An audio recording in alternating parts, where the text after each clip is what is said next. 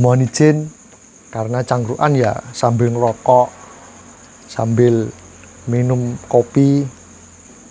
Ya mohon maaf, ini koreknya korek panjang. Jadi agak ya seperti ini. Mohon maaf saya rokokan.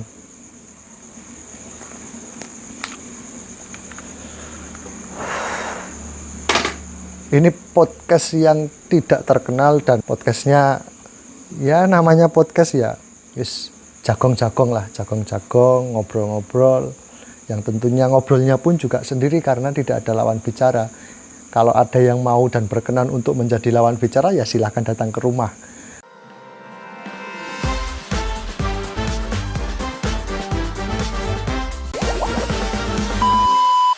Assalamualaikum warahmatullahi wabarakatuh. Selamat malam, salam sejahtera bagi kita semua. Kembali lagi pada podcast Cangkruk Gerdu. Tentunya kami akan membahas hal-hal yang ringan yang semoga bermanfaat untuk masyarakat. Sekiranya kalaupun misalnya cangkruan itu ya kayaknya memang harus lebih enjoy lagi ya. Ya mohon maaf kalaupun misalnya penyampaian saya masih kurang enjoy, terlalu serius, monoton, dan lain sebagainya. Ya ini seakan-akan memang kita masih sama-sama belajar, kita masih perlu untuk mengasah diri, dan lain sebagainya. Ini malam hari ini kami tidak akan membahas tema. Ya pada prinsip dan pokoknya kita mau ngobrol-ngobrol tapi sendiri. Ngobrol-ngobrol tapi sendiri. Tidak ada lawan bicaranya, tidak ada pendengarnya. Ini pun mohon maaf, rekam pun juga sendiri, nanti editing pun juga sendiri. Ya mohon maaf lah kalaupun misalnya dalam penyampaian masih monoton, terus kemudian masih tegang dan lain sebagainya. Ya mohon dimaklumi ya, mohon dimaklumi.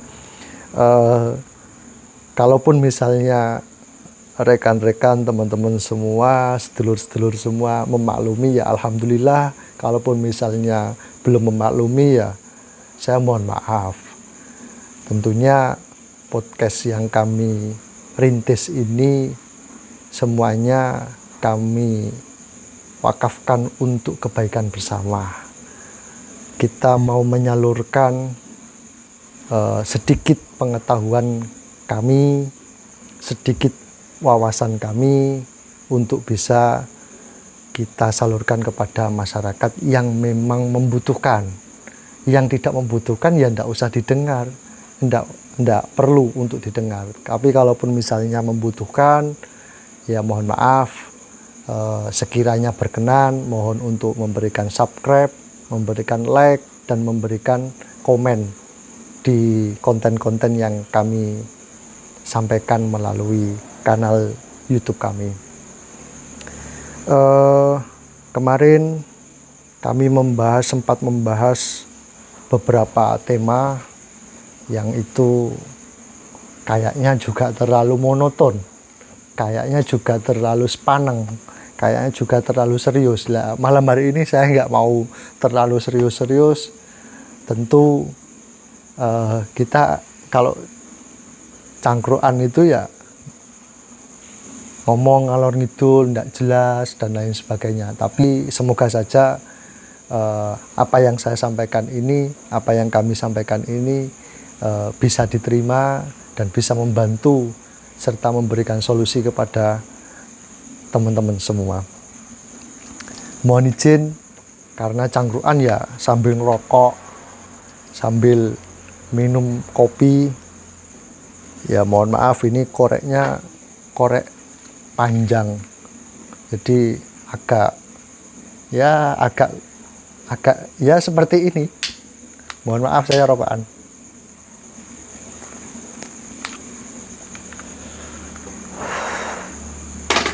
Ini podcast yang tidak terkenal dan semoga saja juga tidak terkenal. Podcastnya ya namanya podcast ya wis jagong-jagong lah, jagong-jagong, ngobrol-ngobrol, yang tentunya ngobrolnya pun juga sendiri karena tidak ada lawan bicara. Kalau ada yang mau dan berkenan untuk menjadi lawan bicara ya silahkan datang ke rumah, datang ke tempat yang kami sediakan ini. Tentunya dengan keterbatasan, nantinya kami hanya berharap semoga apa yang kami sampaikan ini berbuah kebaikan pada seluruh masyarakat. Kami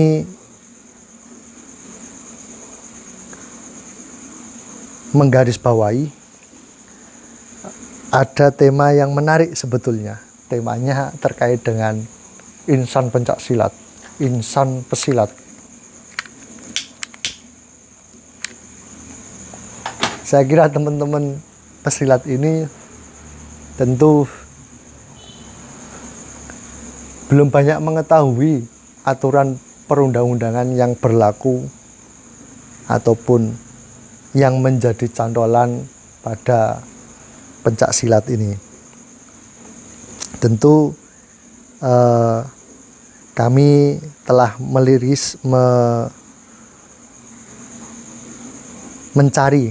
meriset ya, bahasanya teman-teman yang pinter-pinter, teman-teman yang akademik itu meriset. Ada beberapa aturan perundang-undangan yang melatar belakangi, yang mendasari terkait dengan pencak silat. Tentu saya sendiri sebagai insan pesilat belum begitu menguasai terkait dengan aturan perundang-undangan ini. Hanya tahu dan belum menguasai secara menyeluruh. Jadi mohon maaf nanti kalaupun misalnya ada kekurangan ataupun ada yang perlu sekiranya ditambahi, nanti sampaikan aja melalui kolom komentar. Karena saya ini cangkruan sendirian, ngobrol sendirian, ngerekam sendirian, ngedit sendirian, ya tentu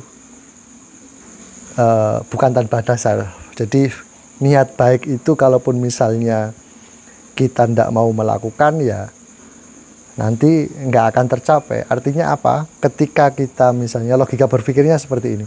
Ketika kita misalnya mempunyai uang 20.000, kita mau berangkat dari rumah menuju tempat tujuan, misalnya katakanlah Surabaya. Kalau kita hanya angan-angan kita mau berangkat ke Surabaya saja, tanpa kita melakukan sebuah tindakan dengan modal uang 20.000 itu, ya kita nggak akan nyampe di Surabaya, kan gitu. Logika berpikirnya kan gitu. Kalaupun misalnya kita mau berangkat melakukan tindakan dengan modal uang 20.000 itu, tentu uang 20.000 itu akan membawa kita nyampe pada tujuan kita. Tujuannya di mana? Di Surabaya. Satu contoh misalnya, uang 20.000 itu kita pakai untuk naik bis. Syukur-syukur ketika kita naik bis itu, ya kuasa Tuhan kita ndak bayar ataupun dibayari sama orang, sehingga uang 20.000 itu masih utuh. Ada kalanya lagi uang 20.000 itu tetap kita bayarkan, kita nyampe misalnya katakanlah dari Tuban itu ke Lamongan, nyampe di Lamongan. Sudah lebih dari syukur kita bisa nyampe di Lamongan. Tentu ketika kita mau nyampe ke Surabaya, ada perjalanan, ada tahapan perjalanan lagi. Ya, sama halnya dengan podcast yang kami lakukan ini. Podcast yang kami lakukan ini tujuan awalnya adalah memberikan sebuah edukasi kepada masyarakat terkait dengan aturan perundang-undangan. Tentu ketika kami menunggu tim kreatornya itu ada, terus kemudian yang menyiapkan skripnya ada, kita nunggu ada orang lawan bicaranya ada dan lain sebagainya. Kalau kita nunggu ya ini tidak nyampe-nyampe gitu loh. Apa yang mau kami sampaikan ini tidak nyampe-nyampe gitu. Tapi ketika misalnya kami berjalan, ya sudahlah kita lakukan. Yang penting kita niatnya memberikan edukasi kepada masyarakat, terlepas nanti dilihat, terlepas nanti tidak dilihat, terlepas nanti itu laku kontennya atau tidak, itu urusan belakang. Ataupun ketika misalnya kita mau menyampaikan sesuatu ini ada temannya atau tidak, ada tim kreatornya atau tidak, itu bukan urusan, itu bukan sebuah kendala. Tetapi bagaimana kemudian kita menyampaikan dan apa yang kita sampaikan ini tersampaikan kepada orang yang memang benar-benar membutuhkan. Ketika tidak membutuhkan ya sudah, gitu. Intinya di situ, prinsipnya di situ. Terlebih hari ini bulan puasa, saya niati untuk ngaji, tapi ngajinya bukan ngaji kitab, tapi ini ngaji hukum, ngaji hukum. Ya, pada pokok dan prinsipnya apa yang kita sampaikan ini semoga tersampaikan dan semoga bisa diterima oleh masyarakat, bisa memberikan manfaat kepada masyarakat dan bisa memberikan sebuah solusi kepada masyarakat. Kami tadi sempat membaca sedikit dan sempat meriset, mencari hal-hal apa yang berkaitan dengan pencak silat, terkait dengan aturan perundang-undangan. Itu mohon maaf nanti kalaupun misalnya ada kekurangan, ya nanti disampaikan melalui kolom komentar aja. Pertama, saya tadi menemukan ada Undang-Undang Nomor 3 Tahun 2005 tentang Sistem Keolahragaan Nasional. Dalam Sistem Keolahragaan Nasional itu aturan perundang-undangan tersebut mengatur tentang pengembangan dan pelestarian budaya olahraga Indonesia. Termasuk di situ adalah pencak silat sebagai bagian dari Sistem Keolahragaan Nasional. Kenapa demikian? Karena pencak silat sendiri merupakan olahraga asli dari Indonesia, warisan dari leluhur.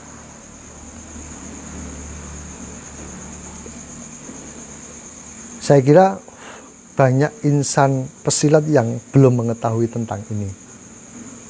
Kenapa demikian ya? Karena memang yang ada itu adanya pencak silat, terus kemudian latihan. Setelah latihan, kalaupun misalnya mau dikembangkan untuk prestasi, kita menuju ke atletan, latihan atlet dan lain sebagainya. Itu tentu yang menjadi pedoman dan rujukan dari insan pesilat itu hanya pada peraturan pertandingan, hanya pada peraturan IPSI yang berkaitan dengan seluruh peratur dari pertandingan dan peraturan dari pertandingan tersebut. Tetapi ketika kita melihat ke atas lebih tinggi, bagaimana kemudian aturan dari pertandingan itu ada wujud, itu tentu pasti ada historisnya. Yang tak lain historis itu juga dari pertandingan-pertandingan yang telah dilakukan oleh organisasi silat. Cantolan lebih atas sebetulnya kita juga harus melihat, karena ada aturan perundang-undangan yaitu Undang-Undang Nomor 3 Tahun 2005 tentang Sistem Keolahragaan Nasional. Dalam Sistem Keolahragaan Nasional itu tentu mengatur terkait dengan keseluruhan aspek keolahragaan yang saling terkait secara terencana, sistematis, dan berkelanjutan sebagai satu kesatuan yang meliputi pengaturan, pendidikan, pelatihan, pengolahan, pembinaan, pengembangan, dan pengawasan untuk mencapai tujuan keolahragaan nasional. Artinya apa? Bahwa terkait dengan pengembangan dari seluruh olahraga yang ada di Indonesia ini, ada aturannya, ada aturan mainnya. Cantolan yang lebih atas itu ada pada Sistem Keolahragaan Nasional. Sehingga dalam pencak silat itu ketika misalnya membuat peraturan terkait dengan pendidikan, pelatihan, pengolahan, pembinaan, pengembangan, dan pengawasan serta pertandingan, itu cantolan hukum yang lebih atas adalah ada pada Undang-Undang Nomor 3 Tahun 2005. yang tentu di situ ada pedomannya, tafsirannya ada pada aturan yang diatur oleh organisasi silat. Dalam hal ini federasinya adalah Ikatan Pencak Silat Seluruh Indonesia. Apa itu IPSI?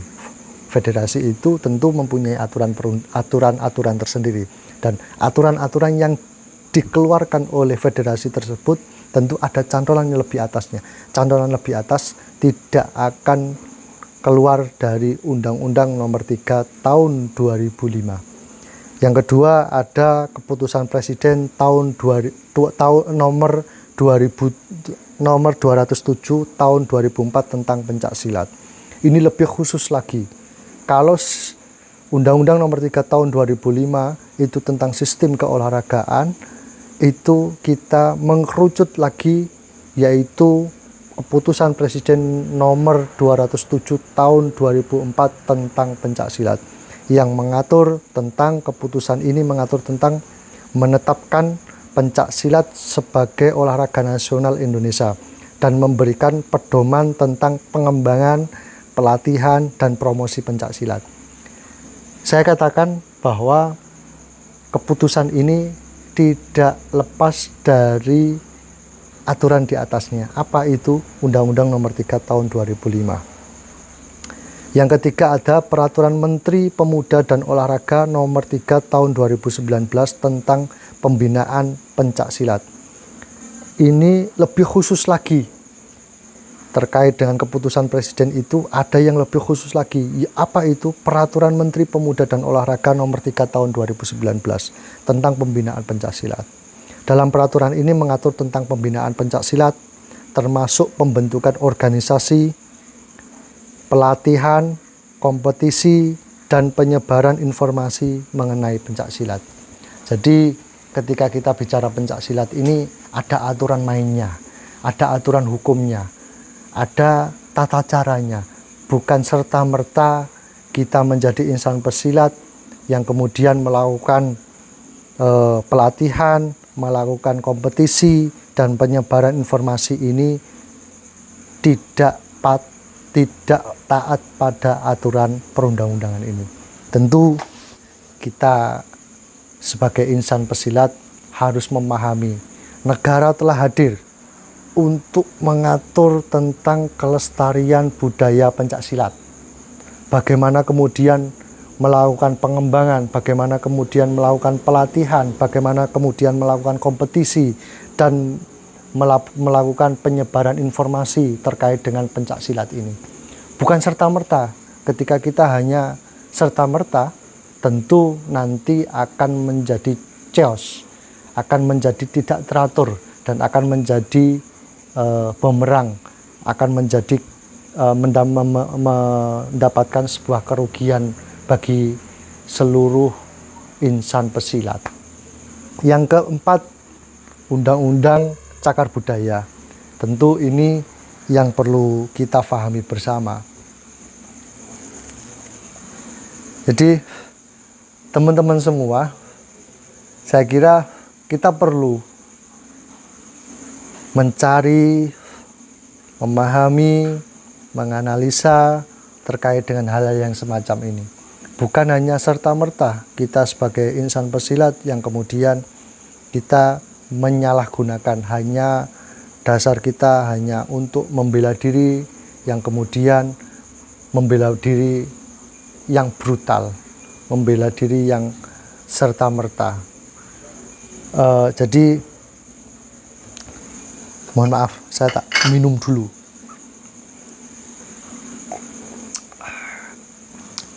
Alhamdulillah.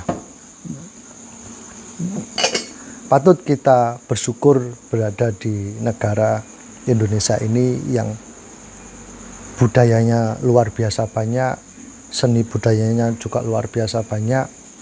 Jadi tidak serta-merta insan pesilat ini tanpa dasar. Jadi harus didasari dengan disiplin yang tinggi didasari dengan pengetahuan dan wawasan terkait dengan aturan perundang-undangan, sehingga ketika kita menjadi insan pesilat itu tidak serta-merta dan tidak ngawur. Rekan-rekan semua, jadi kalaupun misalnya ini saya ada lawan bicara, tentu akan lebih asik. Karena saya juga tidak ada lawan bicara, maka mohon maaf kalaupun misalnya kurang asik ya. Jadi, tapi ini saya sudah berusaha untuk bagaimana kemudian asik, bisa diterima, terus kemudian bisa dicerna. Paling tidak itu minimal, oh ternyata itu pencak silat itu ada aturan hukumnya, ada aturan perundang-undangannya, seperti itulah kira-kira. Jadi perlu halnya kita juga mencari pengetahuan, wawasan semacam ini. Terus kemudian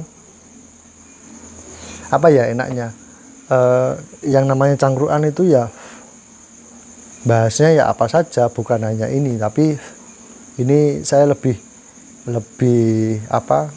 sedikit mencuplik terkait dengan aturan perundang-undangan yang berkaitan dengan pencak silat ini. Tentu dalam kaitannya organisasi pencak silat ini ada banyak dinamika di sana, baik di internal organisasi maupun di internal dari federasi, yang kemudian federasi ini mempunyai manfaat dan tujuan untuk menyatukan organisasi-organisasi silat, pencak silat yang ada di Indonesia. Contoh ada Pakarnusa, ada PSHT, ada IKSPI, ada macam-macam lah, ada Perisai Diri dan lain sebagainya. Dalam kaitannya itu, federasi ini dinamikanya juga luar biasa, permasalahan yang timbul di federasi ini juga sangat banyak. Terus kemudian belum lagi di internal organisasi pencak silat ini. Di internal organisasi pencak silat itu dinamikanya luar biasa. Ada yang berkaitan dengan jurus, ada yang berkaitan dengan padepokan, ada yang berkaitan dengan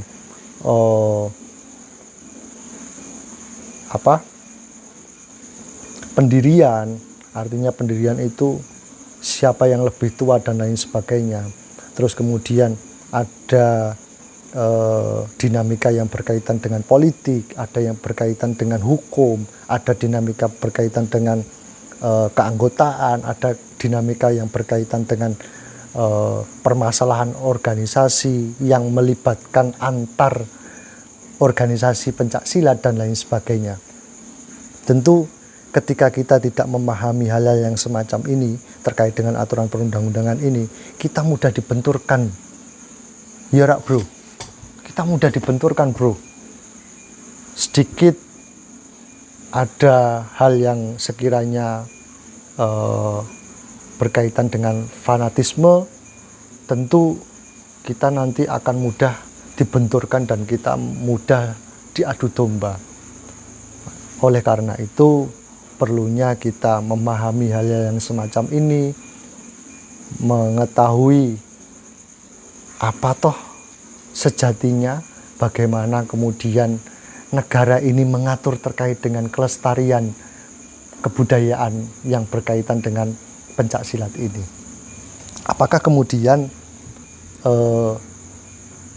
negara mengatur terkait dengan pengembangan, terkait dengan pelestarian dari kebudayaan pencak silat ini sudah semestinya, atau memang ada hal yang memang perlu kita kritisi dan memang perlu kita semestinya memberikan saran serta masukan kepada negara untuk dijadikan sebuah pertimbangan dalam hal melakukan kebijakan. Ya, tentu ini sebagai koreksi kita bersama, sebagai introspeksi kita bersama untuk bagaimana kemudian pencak silat ini tetap lestari, pengembangannya juga sesuai dengan koridor, terus kemudian pelatihannya juga sesuai dengan aturan yang telah ditentukan dan lain sebagainya. Ketika memang sudah seperti itu, tentu prestasi dari pencak silat ini akan semakin melejit dan akan semakin bertambah. Bukan hanya ajang gengsi, bukan hanya ajang untuk memperlihatkan kekuatan, bukan hanya ajang untuk memperlihatkan mana yang lebih tua, mana yang lebih kuat, dan mana yang lebih banyak masanya. Bukan hanya soal itu, bro. Tapi lebih pada bagaimana kemudian kita melestarikan budaya ini tetap pada koridor-koridor yang telah ditentukan dan telah disepakati dalam aturan perundang-undangan itu. Kiranya itu. Jadi kalau kita bicara terkait dengan ini, saya kira lebih pada pokok kita harus belajar lebih banyak lagi, lebih mencari wawasan, lebih mencari dasar bagaimana kemudian pengembangan dan melestarikan budaya pencak silat ini terus kita lakukan dan terus kita menjaga eksistensinya, tetapi tidak keluar dari koridor. Ini yang perlu kita pahami bersama. Kiranya itu, bro. Jadi saya kira kita sebagai insan pesilat ini tentu banyak hal yang memang perlu kita bahas, banyak hal yang memang perlu kita kembangkan, bukan hanya kita membahas terkait dengan peraturan pertandingan, pengembangan dari aturan pertandingan seperti apa dan bagaimana, bukan hanya persoalan itu, tetapi lebih luas lagi kita harus melihat bahwa pencak silat itu adalah warisan leluhur asli Indonesia yang mana harus kita kembangkan, yang mana harus kita lestarikan. Tetapi dalam kita mengembangkan dan kita melestarikan itu tidak keluar dari koridor-koridor yang telah ditentukan. Oke, kita sepakati itu. Kalau kita sepakat, maka ada banyak hal yang perlu kita bahas, ada banyak hal yang perlu kita semestinya harus kita berikan saran, masukan terkait dengan pertimbangan-pertimbangan yang nantinya akan menjadi kebijakan. Ketika kita bicara melestarikan, tentu tidak lepas dari yang namanya support terkait dengan pengembangan. Kita diminta untuk mengembangkan, bro. Kita diminta untuk melestarikan, tapi support untuk melestarikan, untuk mengembangkan kurang. Ya, bagaimana kemudian kita bisa mengembangkan? Bagaimana kita bisa melestarikan secara konkret kalaupun misalnya kita supportingnya kurang. Nah, dalam hal supporting ini bisa dalam banyak hal, bukan hanya persoalan pendanaan, tetapi ada banyak hal, sertifikasi pelatih dan lain sebagainya, itu juga perlu dipikirkan. Apakah kemudian kita perlu untuk menentukan itu? Apakah kemudian pelatih dari pencak silat itu juga perlu kita hargai, perlu kita kasih reward yang lebih? Nah, ini tentu ada lagi, apakah kemudian pencak silat ini ketika kita mau mengembangkan, melestarikan ini, apakah memang wajib untuk dimasukkan dalam kurikulum pembelajaran di negara kita, bro?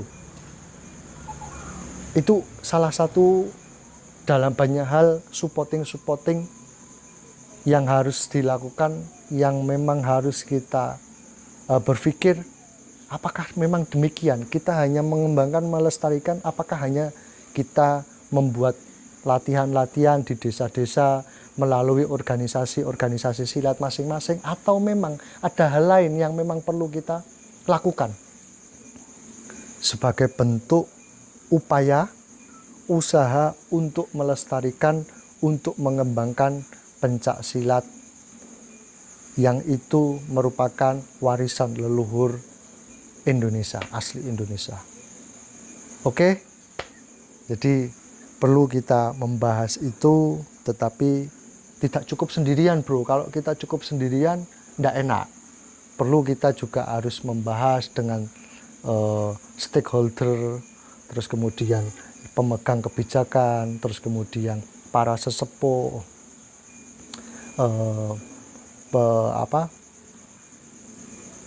praktisi silat dan lain sebagainya. Perlu kita duduk bersama untuk membicarakan, untuk membahas terkait dengan pengembangan dan pelestarian pencak silat ini.